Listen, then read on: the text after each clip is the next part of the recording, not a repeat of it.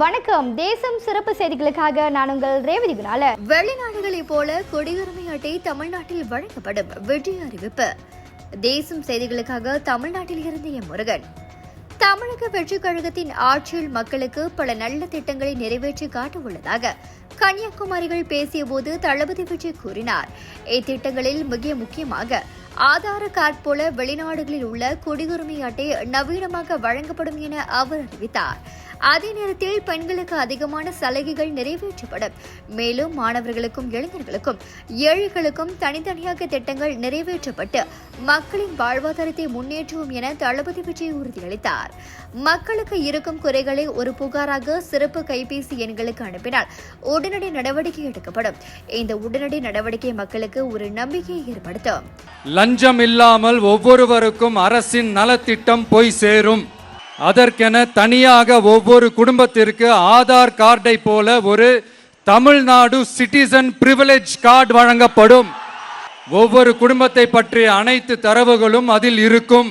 பிறப்பில் இருந்தே ஒவ்வொரு மனிதனுக்கும் அவனுக்கு உரிய திட்ட பலன்கள் போய் சேரும். விண்ணப்பிக்க தேவையில்லை. லஞ்சம் கொடுத்து வேதனை அடைய தேவையில்லை. வீட்டு வாசலுக்கே அரசாங்கத்தின் நலத்திட்டங்கள் வந்து சேரும். AI உதவியுடன் இதற்கான தரவுகள் சாத்தியமாக்கப்படும். இது ஏதோ ஸ்டாலின் சார் விடுற கதை மாதிரி இல்ல. அறிவியல் பூர்வமா சாத்தியமான ஒண்ணுதான் இப்ப நான் சொல்லிக்கிட்டு இருக்கேன். அதை நம்ம டிவிக்கு ஆட்சி உருவாக்கி காட்டும்.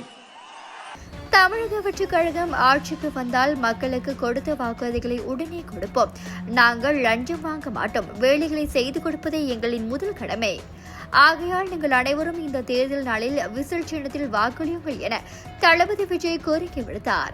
இந்த பிரச்சாரத்தில் விஜய் சைக்கிள் ஓட்டி வாக்கு சேகரித்தார் என்பது குறிப்பிடத்தக்கது. இத்துடன் இன்றைய செய்திகள் நிறைவடைகின்றன. மேலும் பல ஆன்மீக செய்திகளை தெரிந்து கொள்ள தேசம் டிவி மலேசியா யூடியூப், டிக்டாக் மற்றும் இதர சமூக வலைதளங்களை பின்தொடருங்கள். உங்களிடமிருந்து விடைபெறுவது நான் உங்கள் ரேவதி குணாலன். மக்களோடு தேசம், தேசத்தோடு மக்கள். நன்றி, வணக்கம். ஒரு வீட்டுக்கு ஒரு பட்டதாரி எனும் நிலை போய் ஒரு வீட்டுக்கு பல மருத்துவர்களை உருவாக்கும் நடவடிக்கையில் இறங்கியுள்ளது எய்ம்ஸ் பல்கலைக்கழகம். இந்திய மாணவர்களின் எதிர்காலத்திற்கு அடித்தளம் அமைக்கும் எய்ம்ஸ் பல்கலைக்கழகம் MIED வழி மாணவர்களின் பொருளாதார பிரச்சனையை கல்வி உபகார சம்பளம், கல்வி கடனுதவி மூலம் தீர்த்து வைக்கிறது. எய்ம்ஸ் பல்கலைக்கழகம் தரத்தில் உயர்ந்தது, போதனைகள் சிறந்தது, மாணவர்களுக்கு நிலையானது. இன்றைய நாடுகள் எய்ம்ஸ் பல்கலைக்கழகம்.